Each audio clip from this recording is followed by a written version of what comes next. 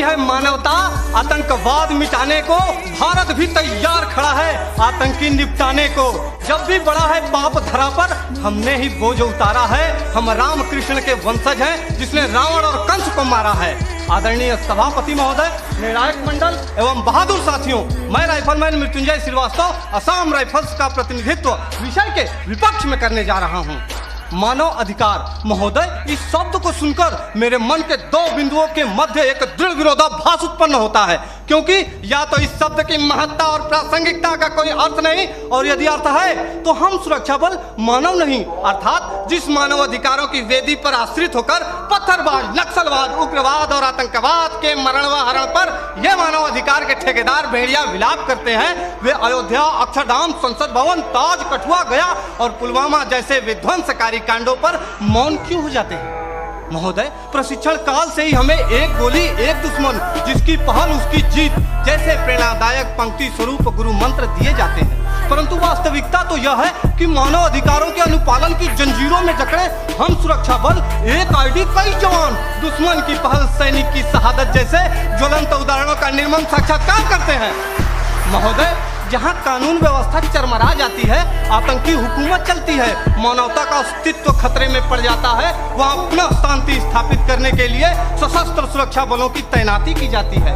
ऐसे कठिन परिस्थिति में मानव अधिकारों का अनुपालन करते हुए आतंकवाद एवं उग्रवाद के विरुद्ध लड़ना, वो भी प्रभावी तरीके से, कतई संभव नहीं है। एक सैनिक होने के नाते मैं यही कहूँगा कि शस्त्र मिले हैं, कर्म करो, सर्वनाश करो गद्दारों का। आज मानवता है खतरे में, तो क्या करोगे मानव अधिकारों का? महोदय, मानव अधिकारों के अनुपालन का ही नतीजा है कि पश्चिम बंगाल के एक छोटे से गांव नक्सलवाड़ी से शुरू हुआ नक्सलवाद हमारे देश के 240 जिलों में फैल चुका था, लेकिन जब सुरक्षा बलों ने उनके खिलाफ कठोर और दंडात्मक कार्रवाई की तो यह सिर्फ 90 जिलों में सिमट कर रह गया है। महोदय, सुरक्षा बलों को मानव अधिकारों का पाठ पढ़ाने वाले मैं अपने विपक्षी साथियों से पूछना चाहता हूं कि जो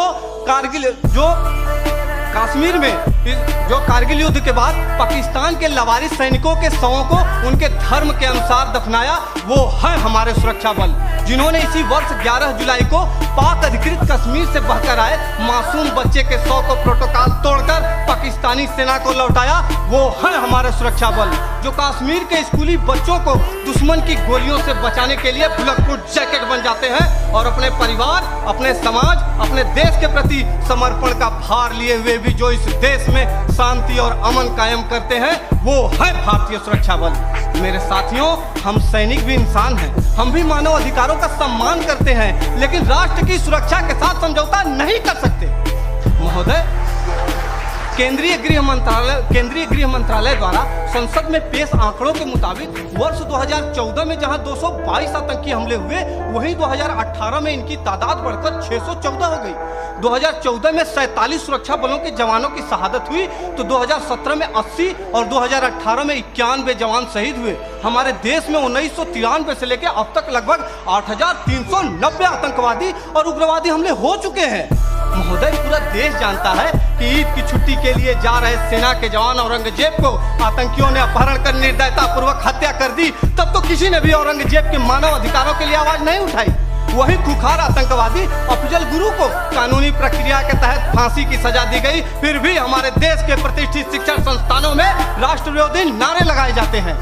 दर्द तो हद से तब गुजर जाता है जब सर्जिकल स्ट्राइक और एयर स्ट्राइक जैसे सफल ऑपरेशनों के लिए हमसे सबूत मांगे जाते हैं। हमारे धार्मिक ग्रंथों में कहा गया है कि सीता हरण किया रावण ने, मानवता को ललकारा था, श्री राम प्रभु ने रावण को लंका में घुसकर मारा था।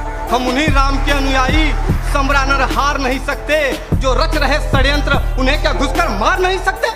महोदय, मैं अपने विपक्षी साथियों से पूछना चाहता हूं कि जब आतंकवादी हम पर अंधाधुंध गोलीबारी करें तो क्या हम सफेद झंडा लेकर मानव अधिकारों का शांति पाठ करें? आतंकियों को पनाह देने वाले स्थानीय लोग हम पर गाली गोली और पत्थर बरसाते रहे और हम उन्हें प्यार बांटते रहे? नहीं महोदय, नहीं। प्यार और सम्मान तो वहां बांटना चाहिए जहां से वापसी की उम्मीद हो। महोदय, मैं यह नहीं कहता कि मानव अधिकारों का अनुपालन नहीं करना चाहिए, लेकिन वे लोग जो मानव अधिकारों का दुरुपयोग करके सुरक्षा बलों को प्रभावहीन करने की कोशिश करते हैं, उन्हें कठोर से कठोर दंड देकर उनके साथियों को यह संदेश देना होगा ताकि भविष्य में कोई भी इंसान आतंकवादी, उग्रवादी और नक्सलवादी बनने की हिम्मत ना करे।